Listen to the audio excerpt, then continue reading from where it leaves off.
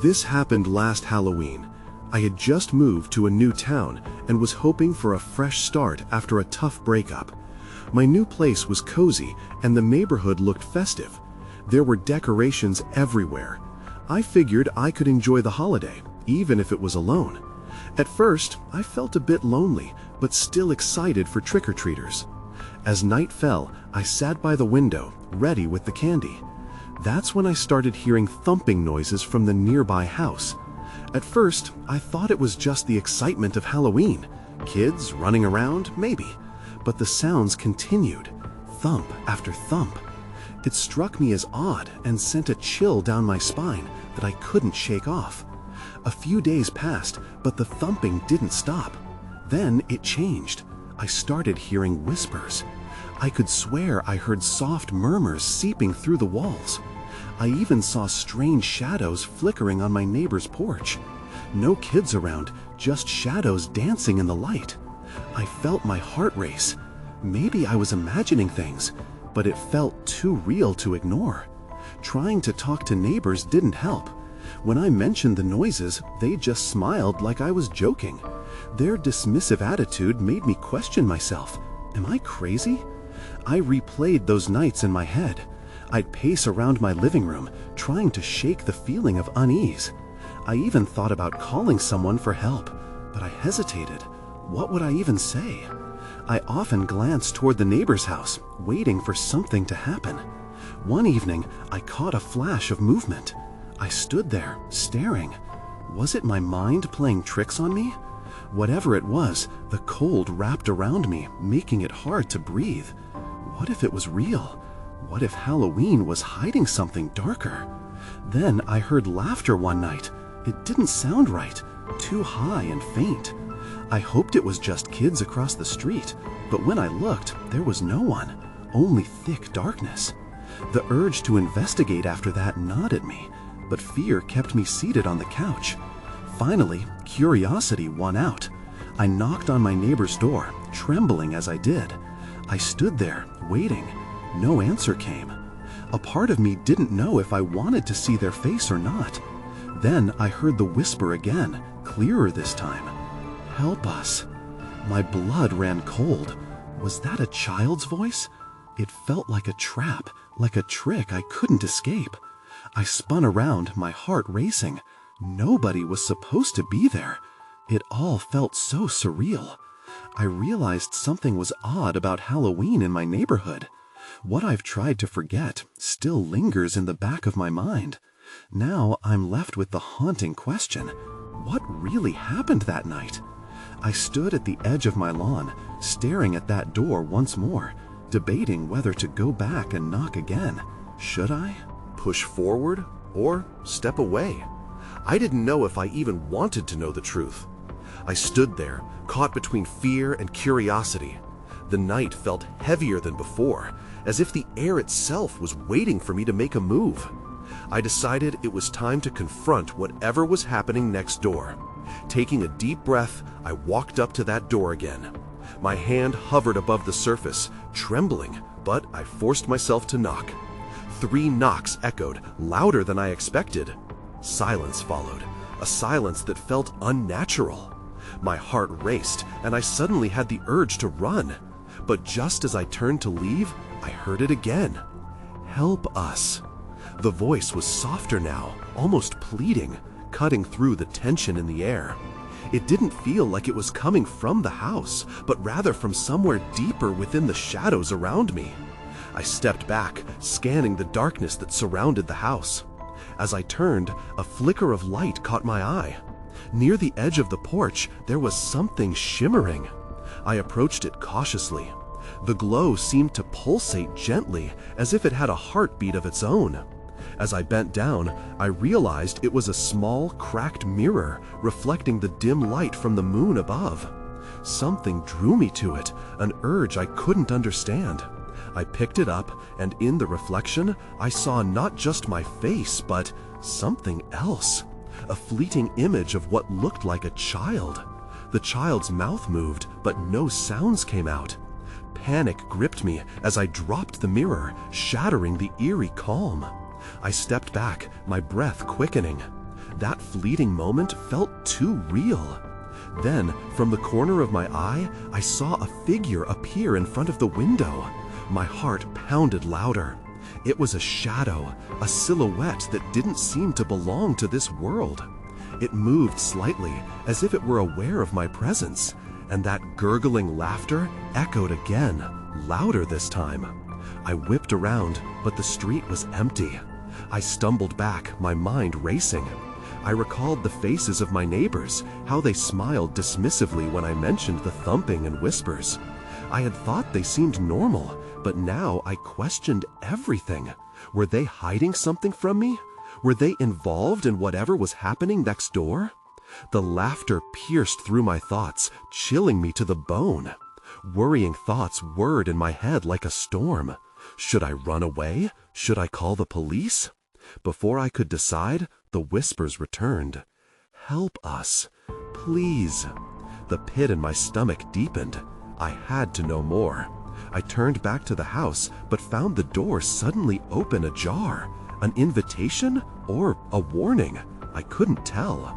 The warm light from inside spilled out into the night, revealing glimpses of what looked like toys strewn across the floor and faded pictures hanging on the wall.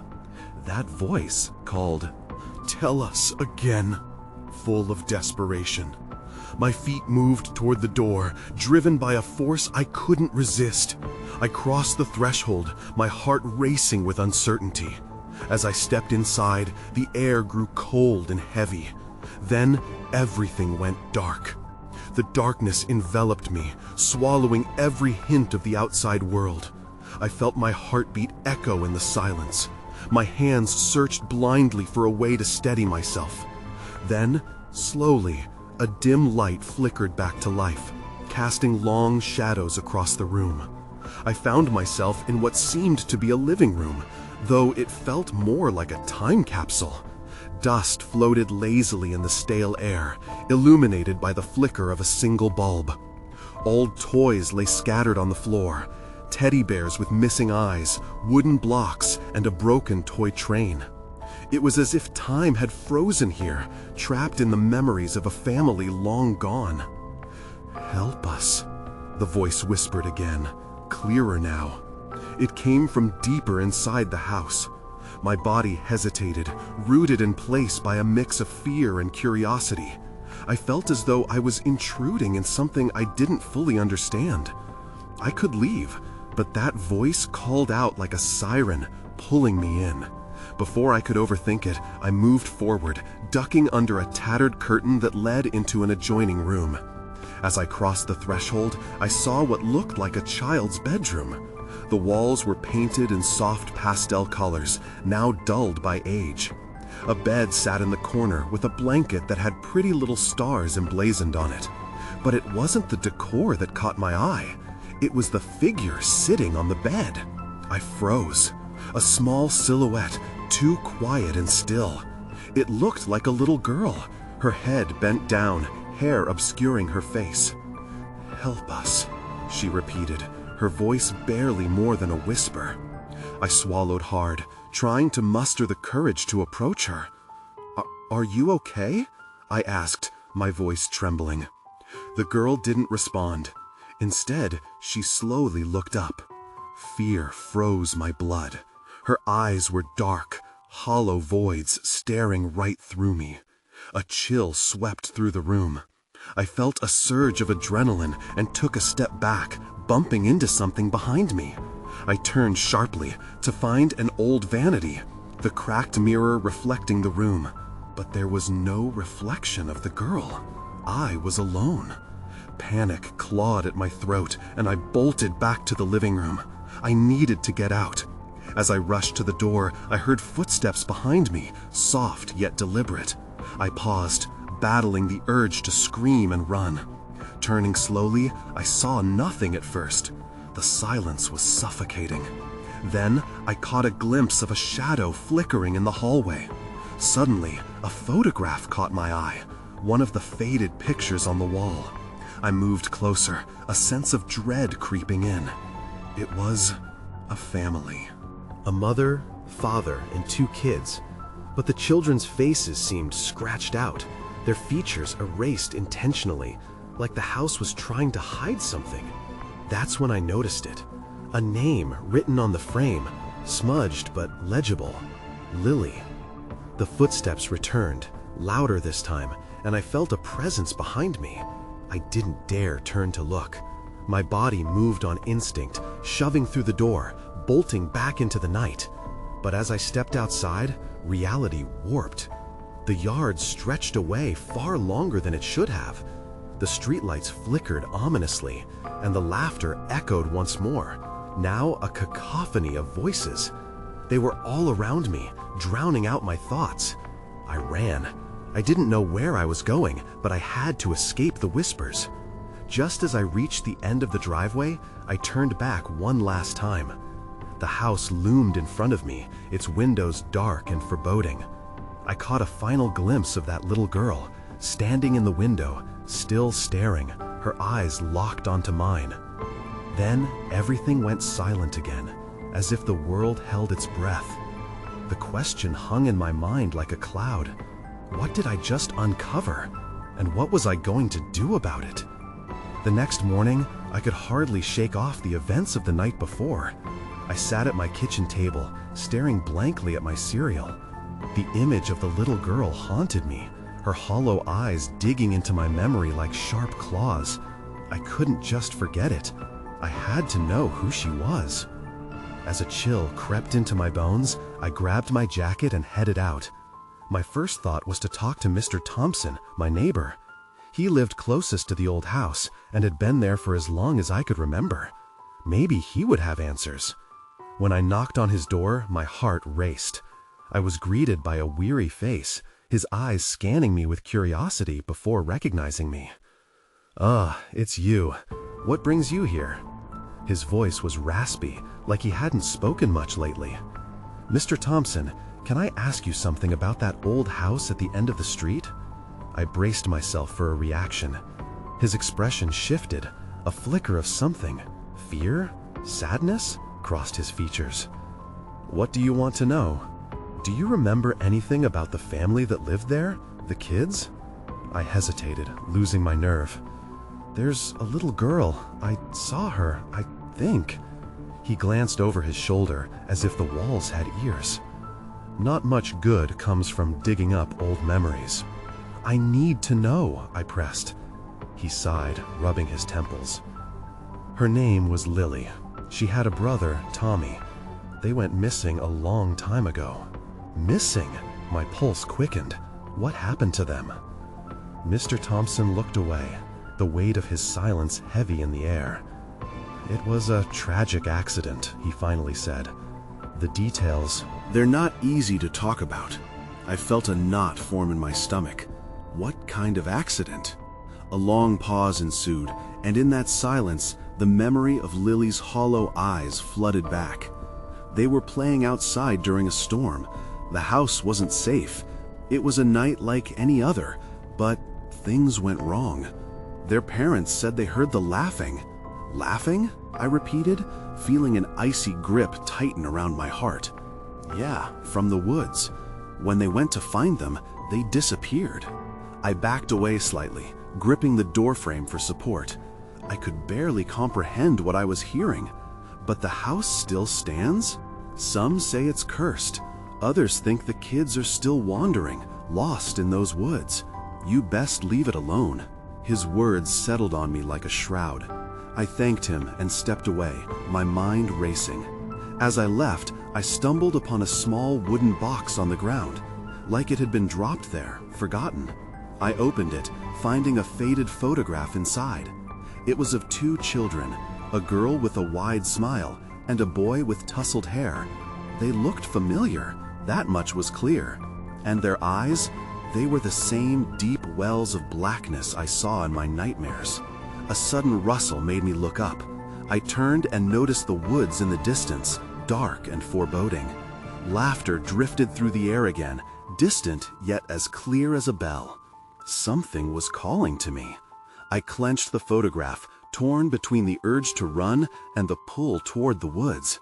I needed answers, even if it meant confronting whatever lurked within that silence. As I stepped forward, a voice echoed in my ears. "Help us." I froze, heart racing. It felt like the whisper came from right behind me. I spun around, feeling the breeze whip through my hair, sending a chill down my spine.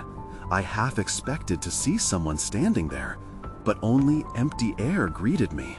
The laughter faded, but the dread hung heavy in the silence. I couldn't just stand there. Each heartbeat felt heavy, urging me forward instead of back to the safety of my home. The woods loomed before me, shadows dancing among the trees. Trembling, I forced my feet to move, driven by an insatiable curiosity. As I ventured deeper, the laughter returned.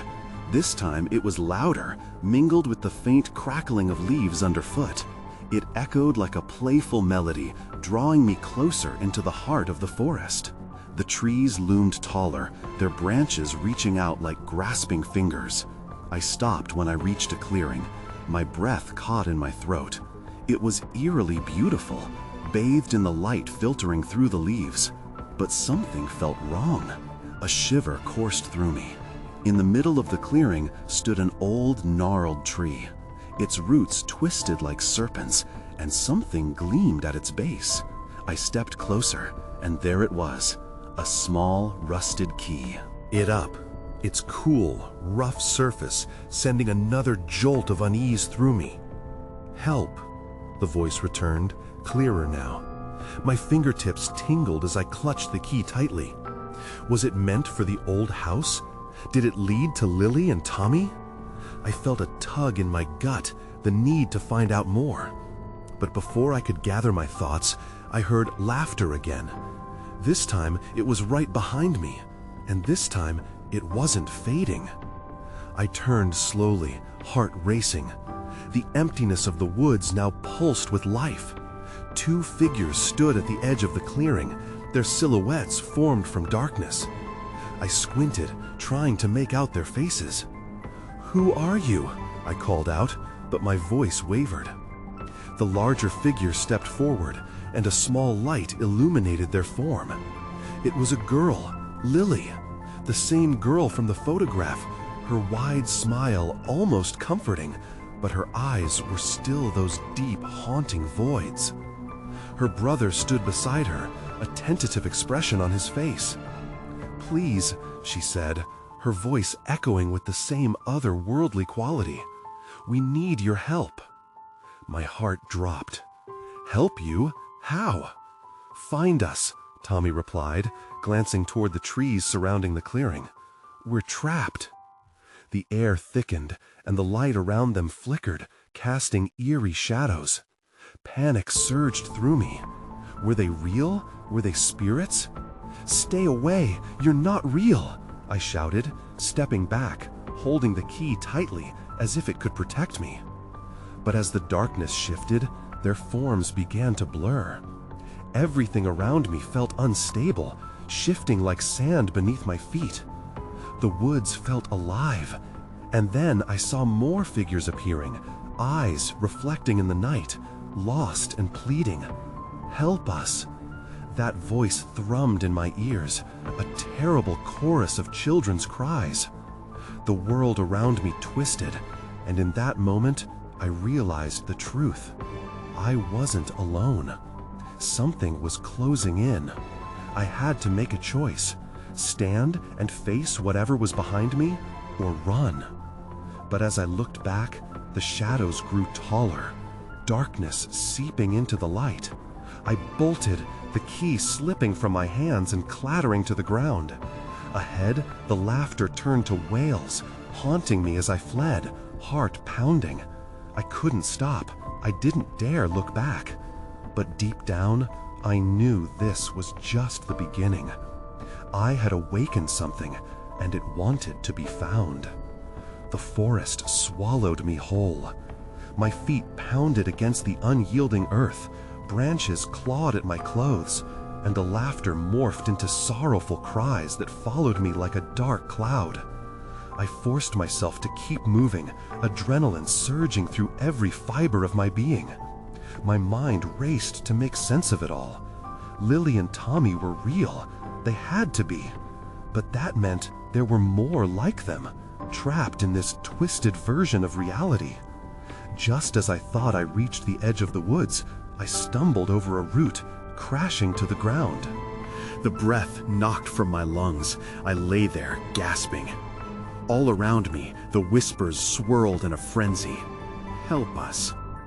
It felt like the trees themselves were speaking, their branches reaching out like desperate hands. I scrambled to my feet and faced the direction I thought led to safety. That's when I saw it. An old wooden sign half buried in the underbrush. It read, Whistler's Hollow. The name sent a chill down my spine. I had heard stories from the neighborhood kids, whispers of kids who wandered in and never came out. With renewed determination, I set off again, keeping my eyes fixed ahead. But the deeper I went, the thicker the darkness became. Shadows flickered at the corners of my vision, always just out of reach. I could feel the weight of unseen eyes boring into my back, urging me to turn around, but I wouldn't. I couldn't. Suddenly, a shape darted in front of me. I froze, my heart stuttering. It was a small animal. A rabbit? No, it had glowing red eyes. The creature paused, staring at me with an intensity that made my skin prickle. I took a cautious step back, and the creature vanished into the underbrush, leaving only silence in its wake. I continued on, the air thick with tension. Then I heard it, a soft giggle, more sinister than playful. The sound reverberated through the trees, making the hair on the back of my neck stand up. Panic swelled in my chest. It sounded like the laughter from before, but sharper, taunting. I was not just being watched, I was being hunted. Gritting my teeth, I pressed on, pushing through the branches that scratched at my arms. I couldn't shake the feeling that I was getting closer to something, an answer or a trap. Then, out of nowhere, the laughter transformed into a cacophony of screams. Help us! It was a chorus of voices, the very same I had heard earlier, filled with desperation and pain. My heart raced as I followed the sound. It led me to another clearing, one illuminated by the faint glow of moonlight. But here, the air was laden with an ominous energy. That's when I noticed the ground. It wasn't just dirt and leaves, it was littered with toys. Broken dolls, rusted tricycles, and teddy bears, all faded and decayed. A chill snaked through me. This was their playground? And then I saw something at the center of the clearing, a silver locket shining in the moonlight. I reached down, and as my fingers brushed against it, an unbearable weight pressed on my chest. A wave of memories crashed over me, flashes of laughter, a sunny day, and then darkness. Faces twisted in fear. I pulled away, breathing heavily. It was as if the locket carried the sorrow of all who had gotten lost in these woods. My heart raced. If I had found it, did that mean I had a connection to what had happened here? But the ground beneath me trembled. And the laughter returned, louder now, filled with malice. I dropped the locket, fear rooting me in place. Suddenly, I felt a cold breeze whip past me. The trees began to creak ominously, bending as if they were alive. Then I heard it again. Help us. A shadow loomed behind me, and I turned just in time to see a figure emerging from the darkness. Fear gripped me as I realized it wasn't just the spirits. Something else was watching, waiting to strike. I had to run again. But this time, it wasn't just the woods I feared. It was the truth that lay between the shadows. My instincts kicked in before I could think. I turned on my heel and sprinted back the way I had come, weaving between trees that felt like they were trying to trip me. I couldn't look back. The laughter had stopped, replaced by an unsettling silence that clung to the night. My feet pounded against the ground, and I couldn't tell if the jagged breaths were mine or belonged to whatever was behind me. I remembered the locket cradled in my palm, the memories it carried. Had it opened a door I wasn't prepared to handle? The dolls and toys scattered on the ground flashed in my mind. Those were remnants, echoes of lives once vibrant. It hit me then. Whoever or whatever was in these woods was tied to them. Ahead, the trees parted, revealing a narrow path that glimmered faintly under the moonlight. I ran toward it, hoping it would lead me to safety. An eerie whisper slipped through the branches, winding around me like smoke. "Help us." It felt like a plea, pulling at my heart, but I shoved it aside. This was not the time to get distracted. As I made my way down the path, I stumbled again, but this time not over roots. Something else lay in my way. I glanced down to see a dark, twisted figure sprawled on the ground, arms outstretched as if reaching for the stars. It was a child, a boy, wearing tattered clothes that matched the toys I had seen. Something told me he wasn't just a figment of my imagination. "Help me," he rasped, his voice barely a whisper, but sharp enough to slice through my fear. I felt the urge to kneel beside him, to help him get up, but dread held me back. What happened if I touched him? What if he became another burden, another ghost? Yet his eyes glistened with something real, not like the phantoms haunting the trees. "Please," he pressed, a flicker of hope in his words. I looked around to see if anyone else was nearby, a protective instinct rising within me. But all I saw were trees closing in like a cage, their shadows darkening the clearing. The child's eyes shifted, momentarily losing their light. "They're coming," he said, suddenly sounding older, resigned. An icy chill crept down my spine. I couldn't wait. I took a step back, unsure of what to do. Then the ground shuddered again, shaking the leaves and sending a crackle through the air. I heard them, the cries and laughter swelling into one menacing chorus. I took off, urgency fueling my legs. As I raced down the path, a burst of wind arose, chilling my skin. The shadows darted behind me, closing in like a pack of wolves. I chanced a glance over my shoulder, horrified to see shadowy figures moving, slipping through the trees. They weren't just whispers anymore, they were tangible threats. I ran harder. I needed to escape, to break free from Whistler's Hollow. The child's face haunted me, but there was no time to ponder. Just as I reached a grove that opened up to what looked like a familiar landmark, a park I knew, everything went dark. The moonlight vanished, swallowed by an overwhelming darkness, as if the night itself had blinked me into a void. Panic surged. I felt around for any hint of light, and then I heard it. "Help us." The voices repeated, different now, echoing from all around. They were closer, more desperate. This time, I couldn't tell if they were calling for me to save them or warning me of my impending doom. I turned to run once more, but there was nothing in front of me, just shadows and silence. And then I felt it, a cold breath on my neck, whispering the truth I feared most. I was not alone. The darkness pressed in around me, suffocating. I stumbled forward, disoriented, trying to find a way out of this nightmare. Panic coursed through my veins. "Help us." The voices surrounded me, echoing off the trees, mocking me with their desperation. I felt the chilling breath again, sending shivers down my spine. Instinctively, I turned, ready to confront whatever was there, but all I saw was the impenetrable blackness. I could hear my heart racing, each thump a reminder that I was still alive, still fighting against the unseen terror. "Troy," I whispered into the void, my voice trembling. The name slipped out before I could stop it. Memories flooded in. Troy, my childhood friend, lost in this very park years ago. He had disappeared one Halloween night. The search had found nothing, just echoes of laughter in the shadows. I had always wondered what had happened to him. "Please, help us." The voices became clearer, calmer, coaxing me to come closer.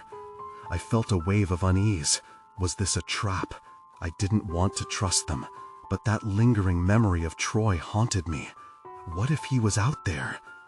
In the murkiness, I spotted what looked like a faint glow, a flickering light in the distance. My heart raced. I moved toward it, the panic in my chest morphing into hope. I had to know. With each step, the whispers grew louder, creeping into my thoughts. "Join us," they called, their tone shifting from pleading to ominous. The air grew thick, heavy with their intentions. My pulse quickened. I could still turn back, but the thought of Troy steered me forward.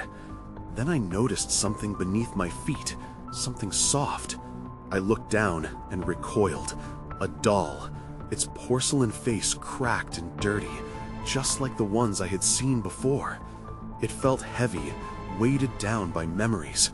I dropped it, the clatter echoing into the silence. "Leave," the voices warned, now laced with irritation. A rush of wind whipped against me, pushing me back as if trying to protect me from the truth I was chasing.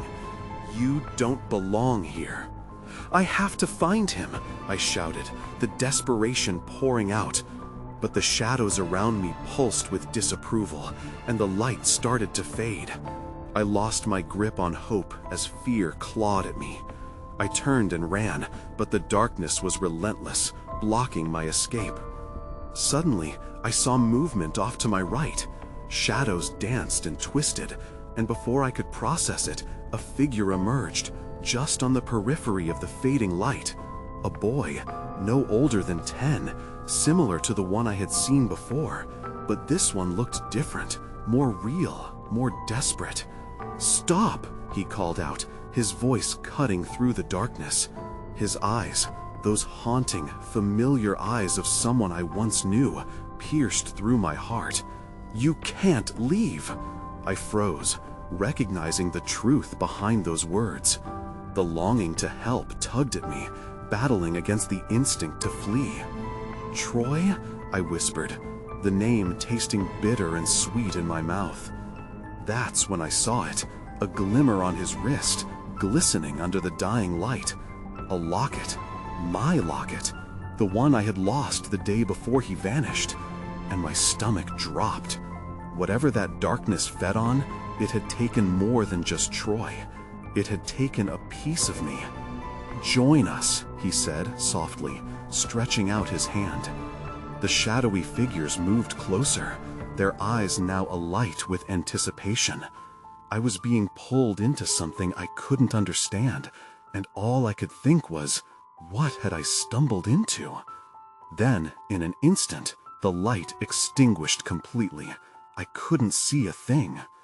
The moment the light disappeared, I was thrown into a heavy blanket of blackness. An all-consuming silence wrapped around me, making it impossible to gauge where I was or what direction to move. I felt a chill seep into my bones, amplifying the fear that already gripped me.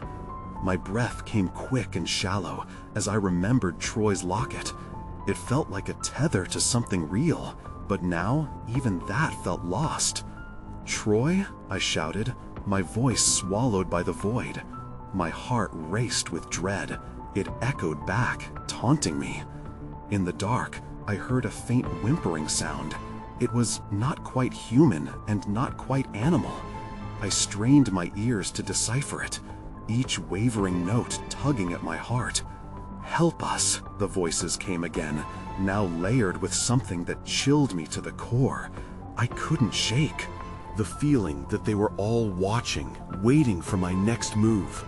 The shadows whispered promises, reassuring me that I wouldn't be alone if I just relinquished my fear and embraced the darkness. Summoning every ounce of courage, I began to move. I stepped carefully, feeling my way through the air thick with dread, every sound magnified in the stillness. The whispers had turned into a cacophony of anguish. "Come join us," they beckoned, their tone sickly sweet. I stumbled, my foot catching against something hard. I knelt to feel what it was, bracing for another doll or some grotesque remnant of a childhood plaything. Instead, my fingers brushed against something colder and smooth, metal. I gasped softly as I pulled it closer. It was a key, tarnished and oddly familiar. I couldn't help but think about my grandmother's old jewelry box, the one that held all her secrets. The memories of her stories about the lock that had betrayed her flooded into my mind.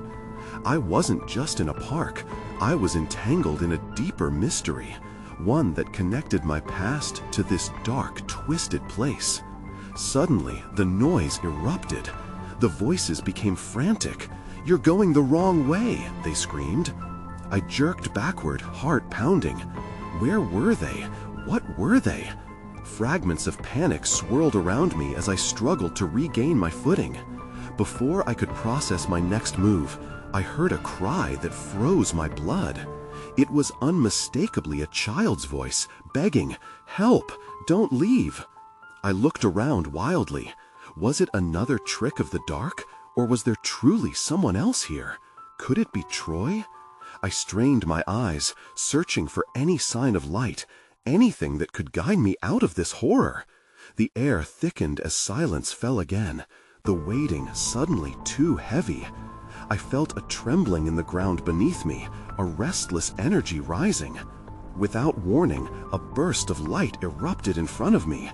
My heart skipped as I shielded my eyes, desperate to catch a glimpse of whatever lay ahead. But in an instant, the light flickered, revealing a swirling mass of shadows at its origin. The eyes of the figures appeared again, glinting with a predatory hunger. "You can't leave," they hissed, their voices now a sinister blend of Troy's innocence and something far more grotesque. As reality and nightmare tangled, I realized I had to make a choice: find Troy or risk being completely consumed by the darkness. Just then, something shifted among the shadows, and a familiar laugh rang out, echoing with a painful nostalgia. My heart sank. What was I truly walking toward? And could I still turn back? I stumbled back, my heart pounding fiercely against my ribs. That laugh, it echoed in my skull, a melody laced with dread. I turned to the trees and half expected something to leap out from the darkness, but they remained silent, standing guard like sentinels blocking my path. "Help us, please." The chorus of childlike voices weaved through the shadows, each pleading cry tightening the knot of fear in my stomach. I wanted to run, to escape the haunting pull of this place, but I felt a strange compulsion to step deeper into the unknown. Was it fear, or was it something else entirely? A curiosity born from watching friends vanish in the woods? A desire to save whatever remnants of innocence still lingered? My thoughts spiraled, clouded by the silence that returned once again, an uneasy feeling settling in my core. The shadows around me shifted, and the air grew denser, almost suffocating. I clenched the key tightly, aware of how it seemed to hum in my palm, as if it had a heartbeat. But of what? A past wrapped in sorrow, or a future I could barely comprehend? In that moment, an image burst into my mind, echoing memories of Troy. I remembered the last time we played together, the laughter we shared, the glimmering locket his mother tucked around his neck, a promise, a connection. My throat tightened at the memory, the warm sun on our faces versus the frigid grasp of night surrounding me now. And then I heard it again, a whisper that broke through the haze. "Find us." It resonated deep within, reverberating off the shadows in the trees. I looked around, knowing I had to make a choice. I could stand frozen in place, allowing the night to consume me, or I could search for the truth buried within the pain of this forsaken clearing. Taking a deep breath, I pressed forward, letting instinct guide my trembling feet. Each step drew me closer to the heart of whatever lay hidden, the voices merging with the pounding of my heart, a chaotic rhythm urging me on. Suddenly, the figures emerged again. I gasped. the glow of an old lantern illuminating the forms of two children, the same two from the photographs, but now they seemed so much more tangible. A little girl with hollow eyes looked at me, her expression reflecting both hope and sorrow. "Help us," Lily begged. "We're trapped." "Trapped?" I echoed, the weight of her plea crashing down around us. "How?" "Find the truth," Tommy urged, glancing nervously at his sister. "It's hidden in the light. You must unlock it." "Unlock what?" I felt desperate, powerless against their pain. The shadows flickered, swirling like smoke around us, growing thicker. Despair clawed at my heart. "But how?" I asked. "How can I help when I don't even know what I'm facing?" Lily stepped closer, a glimpse of determination shining through her darkened eyes. "In the house. Listen to the whispers when you go back. They'll guide you to the answers." A rush of dread washed over me again, the memory of that old house crashing back into my mind. It had never truly left. Every night it called to me, a haunting presence that would not relent. "I can't go back there," I said, shaking my head. "I don't want to find out." "Waits for me." "Please," Tommy whispered, his voice fading into the shadows. "If you don't help, we'll be lost forever." My heart sank. I had to do it. Ignoring the terror clawing at me, I clenched the key tighter, the chill of its metal grounding me. "I will find you," I promised, moving toward them, feeling their essence slipping from my grasp. "I'll try." With each step away, I could hear their voices, clearer now, weaving a tapestry of hope and dread through the air. The light from the lantern flickered and dimmed, retreating further into the woods. The shadows pulled me back, but I turned. "I'll return." The words echoed in the dark, chipping away at the suffocating silence. Finally breaking free from the woods, the night air hit me, a sudden chill that stung against my face. I could still feel them, Lily and Tommy, haunting me with their pleas. I sprinted towards the edge of the park, lungs burning and uncertainty coiling tightly around my chest as I weaved through the unkempt grass that felt like fingers trying to grasp at my ankles. As I neared my home, familiar structures came into view, the light emanating from my windows now seeming a beacon. But as reality sank in, I realized the weight of my revelation. What had pulled me into that darkness? What if the shadows weren't just the children? What if something darker lingered?